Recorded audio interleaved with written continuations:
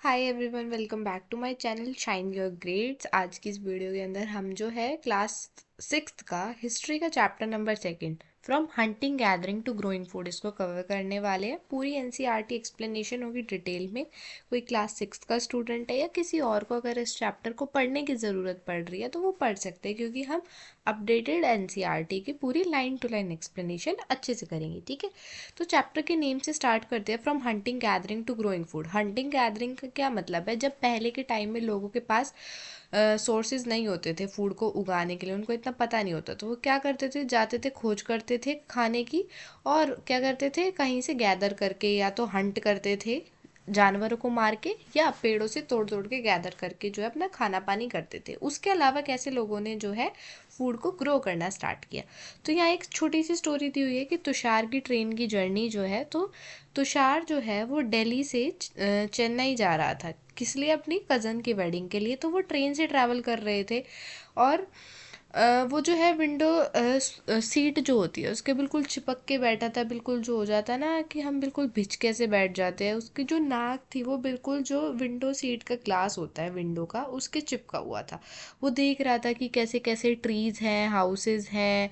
ठीक है, और उसके अंकल जो है उस टाइम पे उसके कंधे पे हाथ रखते हैं और कहते हैं कि तुम्हें पता है कि जो ट्रेन्स हैं वो सिर्फ 150 साल पहले ही यूज़ की गई हैं। तो तुषार सोचता है कि जो लोग थे, वो पहले के लोग, जब ट्रेन व्रेन नहीं थी तो कैसे कहाँ जाते थे, क्या करते थे, क्या नहीं करते थे। तो उसके मन में ये सब डाउट आता है। तो वैसे ही हम चैप्टर की स्टार्टिंग पे चलते हैं।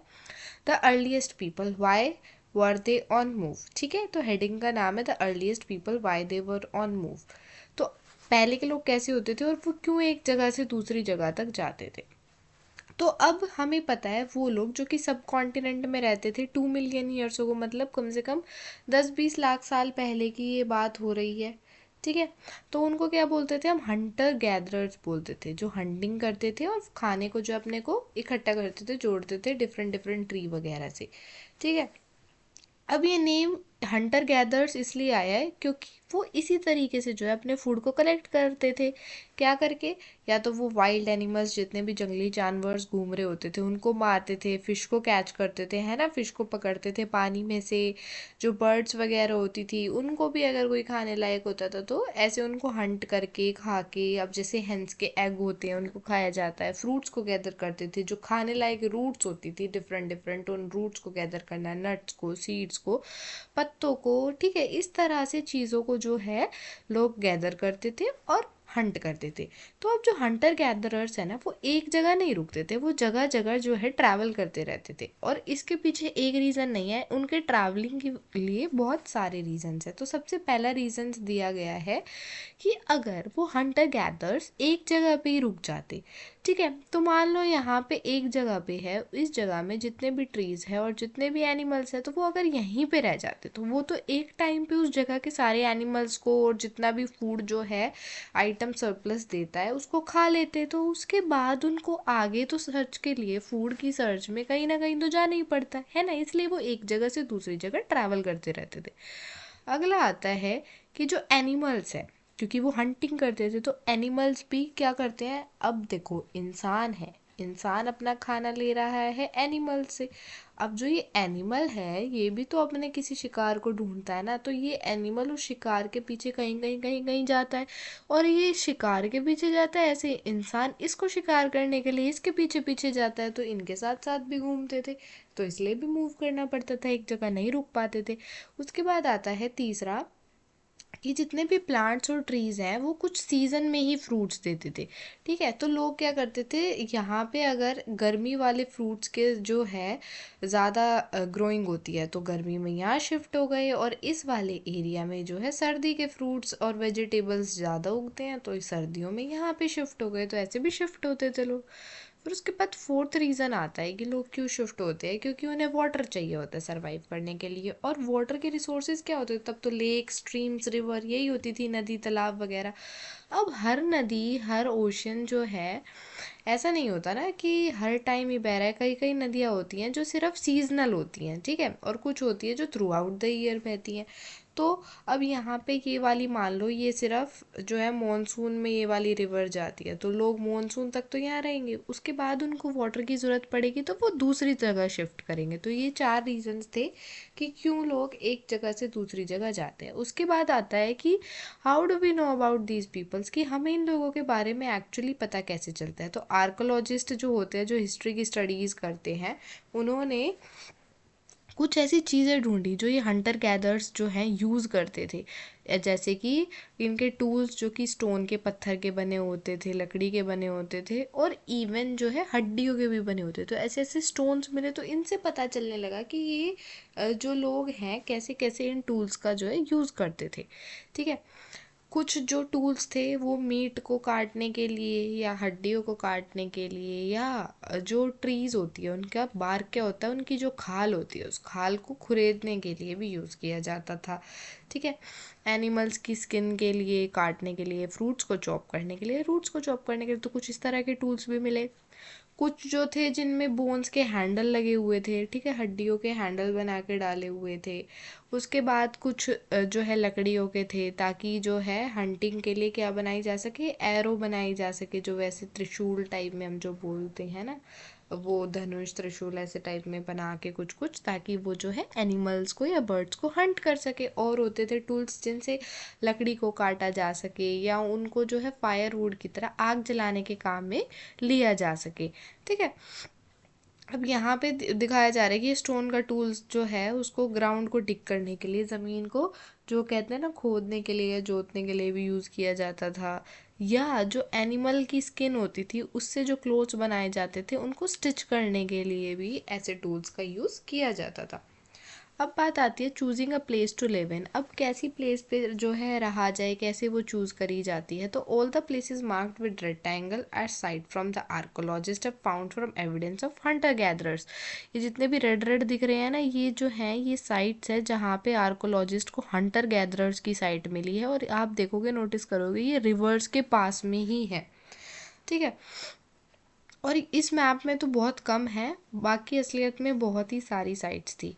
और ये जैसे कि मैंने बताया रिवर्स और लेक्स के आसपास में है। अब जो स्टोन के टूल्स थे वो बहुत ही ज़्यादा इम्पोर्टेंट थे, तो लोगों ने ऐसी जगह भी ढूंढी कि जहाँ पे स्टोन की क्वालिटी बहुत अच्छी हो। और जैसे कि आप लोगों को पता हो कि जो नदी है अपने साथ बहुत सारी चीज़ें बहा के लाती है, और नदी के किनारे पे अलग अलग तरह के स्टोन्स भी मिलते हैं, तो उनको वाटर भी मिल रहा था और स्टोन भी मिल रहा था, है ना। तो उनके लिए तो वो क्या हो गया, एक विन विन सिचुएशन हो जाती थी। अब बहुत सारे रॉक्स पे पेंटिंग होती थी, ये रॉक की पेंटिंग भी दिखाती थी कि कैसे कैसे लोग रहते थे। अब जैसे इतने अच्छे से एनिमल को बनाया हुआ, और ये ऐसे टाइप की पेंटिंग ना मध्य प्रदेश और सदर्न उत्तर प्रदेश में बहुत ही ज़्यादा मिलती भी हैं।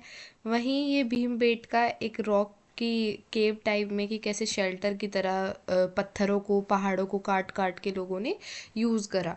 ठीक है। उसके बाद अगर हम बात करें कि साइट्स, जो वर्ड यूज़ हुआ है वो किस लिए यूज़ हुआ है, वो ऐसी प्लेसेस है जहाँ पे जो टूल्स, पोस्ट, बिल्डिंग वगैरह जो है मिले हैं, उनके टुकड़े वुकड़े मिले, ऐसी चीज़ों को साइट बोलते हैं। जैसे हम बोलते हैं आर्कोलॉजिस्ट साइट्स होती हैं, तो यहाँ पे कुछ ना कुछ चीज़ें मिली हैं, इसलिए ये साइट्स हैं। ठीक है। ये लोगों ने यूज़ करी और फिर छोड़ दिया। अब ये अर्थ के सरफेस पे ऊपर भी मिल सकती है, या कहीं ना कहीं दबी भी मिल सकती है, या पानी के अंदर भी मिल सकती है, पर कुछ ना कुछ ये जो है सबूत देती है। अब बात करते हैं फाइंडिंग अबाउट द फायर, कि फायर के बारे में कैसे पता चला। तो यहाँ पे जो मैप दिया हुआ है, उस मैप में कुरनूल केव्स दी हुई हैं। जो ये आपका मैप है, इसमें केव्स दी हुई हैं, ये रही, यहाँ पे है कुरनूल केव्स। तो ये कहाँ पड़ती है, सदर्न रीजन में पड़ती है।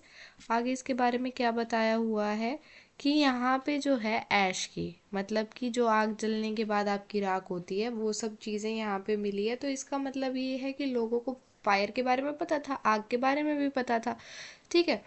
अब जो फायर है वो बहुत सारी चीज़ों के लिए यूज़ करी जाती है आज भी, जैसे हम कई सारी चीज़ों के लिए यूज़ करते हैं, जैसे कि लाइट के लिए, मीट को पकाने के लिए, और वहीं कोई जंगली जानवर आ रहा है उसको भगाने के लिए भी जो है आग का यूज़ किया जाता था। उसके बाद ये नेम्स और डेट है, ये इतना इम्पोर्टेंट नहीं है। बट बताया हुआ है कि पैलियोलिथिक एज कौन सी होती थी, उसी के साथ साथ में मीज़ोलिथिक एज कौन सी थी, एक और नियोलिथिक एज कौन सी थी। इसका एक थोड़ा सा ब्रीफ इंट्रोडक्शन दिया हुआ है, आप पढ़ना चाहते हो तो इसको स्क्रीनशॉट लेके यहाँ से पढ़ सकते हो, ठीक है, इतना हार्ड नहीं है। उसके बाद अ चेंजिंग इन्वायरमेंट की बात करते हैं, तो इसमें क्या बताया हुआ है कि अगर हम बात करें 12,000 साल पहले की, तो क्लाइमेट जो था वर्ल्ड का उसमें बहुत ही ज़्यादा चेंज हुआ, वार्म कंडीशंस आने लगी, ठीक है। और जैसे जैसे वार्म कंडीशन हुई तो वार्म कंडीशंस के साथ ग्रासलैंड की डेवलपमेंट होने लगी, मतलब घास के जो मैदान होते थे उनका जो है डेवलपमेंट होना स्टार्ट हुआ। इसकी वजह से जो वहाँ पे घास वाले एरिया में रहने वाले एनिमल्स जो है, जैसे डियर, एंटीलोप, गोट, शीप, कैटल, ऐसे एनिमल्स जो हैं वो ग्रास पे सरवाइव कर पाते हैं, उनकी क्वांटिटी बढ़ने लगी, ठीक है। अब जो लोग इनको हंट करते थे वो उनके पीछे पीछे वहाँ जाने लगे, उनको देखा कि कैसी फूड हैबिट्स हैं, कौन सा इनका ब्रीडिंग सीज़न है, ठीक है। अब उनने ये सोचा कि अब किस तरह जो है हम इनको पाल सकते हैं, ठीक है, और फिर कैसे हम जो है इनको यूज़ कर सकते हैं, इनसे प्रॉफिट कमा सकते, मतलब प्रॉफिट इन द सेंस यही था कि उनको कैसे पाल के वो अपने खाने के लिए यूज़ कर सकते हैं, और कब कब जो है उनकी जो फूड की रिक्वायरमेंट है वो फुलफ़िल हो सकती है, ठीक है।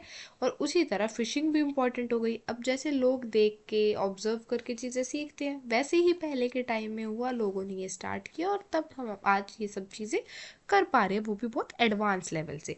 अब यहाँ पे बात आती है the beginning of farming and herding की। फार्मिंग और हर्डिंग जो है उसकी स्टार्टिंग कैसे हुई, ठीक है। तो एक टाइम था जब जैसे बहुत सारे अनाज जो थे, ग्रास, वीट, बार्ली, राइस, ये नेचुरली ग्रो हो जाते थे सब कॉन्टिनेंट के अंदर, ठीक है। जो मैन वुमेन चिल्ड्रन सब होते थे इनको कलेक्ट करते थे अपने फूड की तरह, और उन्होंने सीखा कि ये कैसे ग्रो होते हैं, कब जो है ये पकते हैं, ठीक है। और इससे ही उन्हें आइडिया आया कि हम तो यार पेड़ों को उगा सकते हैं, जब हमें इनसे खाना मिल रहा है तो हम इन्हें उगा सकते हैं, और ऐसे ही जो लोग हैं वो फार्मर्स बनने लगे, ठीक है। अब लोगों ने ये भी देखा कि कैसे जो है एनिमल्स को भगाना है, ठीक है, ताकि वो सारे फूड को ना खा जाए, और कैसे जो है उनके शेल्टर के आसपास रहना, ये सारी चीज़ें उन लोगों ने सीखी।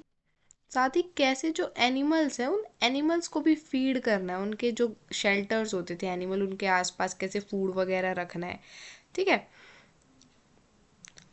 अब जो सबसे पहला वाइल्ड एनिमल था इसको लोगों ने पाला, ठीक है, डोमेस्टिकेट करा, वो था wild ancestor of the dog, ठीक है। मतलब एक तरह से कह सकते हैं कि जंगली जो डॉग हैं उनकी प्रजाति को, पूर्वी प्रजाति को पाला, ठीक है। अब इससे लोगों को पता चला कि जो एनिमल्स हैं जो बहुत ही ज़्यादा जेंटल है, कैंप्स के आसपास रह सकते हैं, वो ऐसे एनिमल्स है, शीप हो गए, गॉट, कैटल, पिग्स हो गए, जो कि झुंड में रह सकते हैं और इनमें से बहुत सारे जो है ग्रास खाते हैं। अब जो है ऐसे ही लोगों ने जब देखा कि ये एनिमल्स काफ़ी शांत है, अच्छे, और इनको काफ़ी वाइल्ड एनिमल से भी बचाया, तो इसी तरह वो क्या बने, हर्डर्स बने, चरवाहा बने, जो एक झुंड लेके एनिमल्स का कहीं ना कहीं उनको चराने जाते हैं, और जो है उनके थ्रू अपने काम को चलाते हैं, कि किसी से उन्हें क्लोथ के लिए जो है रॉ मटेरियल मिल रहा है या कुछ भी। फिर यहीं डोमेस्टिकेशन की दी हुई है कि डोमेस्टिकेशन क्या होता है, और ये एनिमल्स के टीथ को कंपेयर किया हुआ है कैसे पता चलता है, तो वाइल्ड एनिमल्स के काफ़ी बड़े होते हैं, वहीं डोमेस्टिकेटेड एनिमल्स के टीथ काफ़ी छोटे होते हैं, इस तरीके से बताया हुआ है। A new way of life की अगर बात करें तो इसमें क्या बताया हुआ है कि अगर हम कभी भी एक सीड को प्लांट करते हैं तो हम देखते हैं कि कुछ टाइम बाद वो ग्रो करती है, इसमें कुछ महीने दिन भी लग सकते हैं, महीने, हफ्ते, कुछ भी लग सकता है, या कई केसेस में साल भी लग सकते हैं। तो लोगों ने जो है प्लांट्स को उगाना स्टार्ट किया। अब इसका मतलब ये था कि उन्हें प्लांट उगा रहे हैं तो एक जगह पे काफ़ी लंबे टाइम तक रहना पड़ेगा, है ना, भी उसकी देखभाल भी करेंगे, बीज भी बोएंगे, फिर उसको वाटर भी देंगे, और तब तक वो बड़ा नहीं हो जाता, कटने का टाइम नहीं आ जाता, हार्वेस्टिंग का, तब तक उसके साथ ही रहेंगे, ठीक है। और फिर उस ग्रेन को कैसे यूज़ करना है, कैसे स्टोर करना है, ये सारी चीज़ें सीखी। तो पहले जो है बड़े बड़े लार्ज पॉट्स बनाए जाते थे, या फिर जो बास्केट्स हैं उनको वूव किया जाता था हाथ से बुनी हुई बास्केट्स में, या जो ग्राउंड्स में क्या करते थे, मटकों को ऐसे दबा देते और फिर उसमें अनाज को स्टोर किया जाता था, ठीक है। उसके बाद रियरिंग एनिमल्स की बात करें तो एनिमल भी मल्टीप्लाई होते चले गए नेचुरली, ठीक है। तो अगर उनको ध्यान से देखा जाए तो वो मिल्क भी देते हैं, जो कि एक बहुत इंपॉर्टेंट सोर्स है फूड का। एनिमल से मीट भी मिलता है जब भी उन्हें रिक्वायर होता है, तो इम्पोर्टेंस समझ में आई, ठीक है। और अगर दूसरे वर्ड्स में देखा जाए तो एनिमल जिनको रियर किया जाता है वो स्टोर ऑफ फूड है। मतलब अगर आप इस एनिमल की देख रेख कर रहे हो, इसको चरा रहे हो, ठीक है, तो अब वो एनिमल आपका स्टोर ऑफ फूड है, क्योंकि अगर वो आपको डेली मिल्क भी दे रहा है तो उससे आपकी मिल्क की फूड की जो फूड है आपका मिल्क, उसकी नीड जो है वो पूरी हो रही है, ठीक है। उसके बाद है कि फार्मर और हर्डर्स के बारे में कैसे पता चला, तो अगेन हमें मैप 2 पे है जिसमें ब्लू कलर के स्क्वायर्स दिए हुए हैं, ठीक है। तो उसमें जो है आर्कियोलॉजिस्ट की साइट्स थी, उन्हें पता चला कि यहाँ पे जो है बहुत सारे कौन रहते थे, फार्मर्स और हर्डर्स की साइट्स थी। अब वो ऐसा नहीं है एक ही जगह रहते थे, वो कॉन्टिनेंट में अलग अलग जगह रहते थे। मैं दिखा देती हूँ एक सेकेंड। ये जो ब्लू वाले हैं ये फार्मर्स और हर्डर्स है, जैसे अलग अलग जगह पे रह रहे हैं, ठीक है। तो ये जो है पूरे सब कॉन्टिनेंट में सबसे इम्पोर्टेंट है नॉर्थ वेस्ट में। नॉर्थ वेस्ट क्या होता है, ये नॉर्थ होती है और नॉर्थ का west, this area is north west, ठीक है। इधर आपका वेस्ट है ना, तो जो वेस्ट और नॉर्थ के बीच का area, this is north waste. North west में जो कि आज का कश्मीर है, ठीक है। ईस्ट में भी ये आपका ईस्ट है, और बताया है साउथ इंडिया में मिलते हैं, ठीक है। अब ये जो है साइंटिफिक एविडेंस भी मिलते हैं। साइंटिफिक एविडेंस से कैसे पता चलता है, जहाँ पे बहुत सारे जो है एनिमल के बोन्स मिल जाए, डिफरेंट डिफरेंट प्लांट्स मिल जाए, तो ऐसे जो इनके बारे में पता लगाया जा सकता है। अब बात आती है टुवर्ड्स अ सेटल्ड लाइफ की। अगर जो आर्कोलॉजिस्ट हैं उन्होंने ट्रेसेस फाइंड किए थे हट्स के और हाउसेस के कुछ साइड पे, जैसे बुर्जा होम है, कश्मीर में ही है, वहाँ पे लोगों ने पिट हाउसेस बनाए हुए थे जो कि ग्राउंड के अंदर थे, ठीक है। स्टेप्स मतलब सीढ़ियाँ होती थी और फिर अंदर जाके उन्होंने घर बनाए हुए थे। इतने ज़्यादा एडवांस थे लोग, ठीक है, ताकि जो है उनको सर्दियों में एक शेल्टर मिल सके, बाहर ठंड में ना रहना पड़े, इसलिए उन्होंने कुकिंग हट्स भी मिले थे, हट के इनसाइड भी और आउटसाइड भी, जहाँ पे लोग अपना खाना बनाते थे, है ना। उसके बाद वेदर पे डिपेंड करता था कि कैसा वेदर है। अगर वेदर ख़राब है तो लोग अंदर खाना बनाते थे, वेदर अच्छा है तो बाहर खाना बनाते थे। स्टोन्स के जो टूल्स हैं वो भी डिफरेंट डिफरेंट साइड से मिले हैं लोगों को, ठीक है। जो पैलियोलिथिक टूल्स थे वो अलग थे, और जो नियोलिथिक थे उसी तरह इन टूल्स को जो है पॉलिश्ड किया गया था, ताकि एक फाइन कटिंग एज आ सके, कोना अच्छे से निकल सके, ठीक है।